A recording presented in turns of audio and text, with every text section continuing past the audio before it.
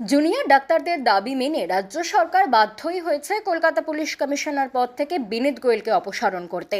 সরাতে হয়েছে DC north অভিষেক গুপ্তকেও। একই সঙ্গে সরিয়ে দিতে হয়েছে রাজ্য স্বাস্থ্য দপ্তরের দুই শীর্ষ আধিকারিককে। কিন্তু এর কোনোটিকেই বড় করে দেখছেন না জুনিয়র চিকিৎসকেরা, বরং তাদের আলোচনায় বড় করে উঠে আসছে রাজ্যের স্বাস্থ্য দফতরের প্রধান সচিব নারায়ণ স্বরূপ নিগমকে পাঠানো মুখ্য সচিব মনোজ পান্থের 10 দফা নির্দেশিকা।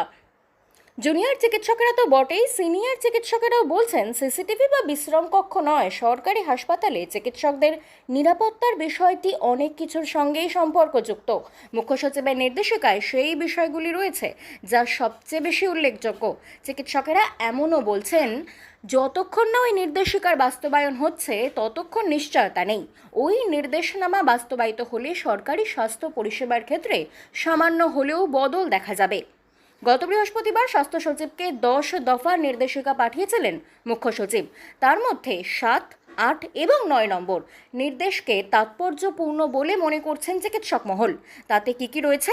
প্রথমত, কোনো সরকারি হাসপাতালে এই মুহূর্তে কত বেড খালি রয়েছে তা যাতে সকলে জানতে পারেন তার ব্যবস্থা করা এবং তা কেন্দ্রীয়ভাবে দেখভাল করা। দ্বিতীয়ত, যত দ্রুত সম্ভব কেন্দ্রীয়ভাবে রেফারেল সিস্টেম চালু করা। তৃতীয়ত, অবিলম্বে ডাক্তার, নার্স এবং টেকনিশিয়ানদের শূন্য পদে নিয়োগ সুনিশ্চিত করা। বাংলা খবর, আপনার রাজনীতি, আপনার আওয়াজ।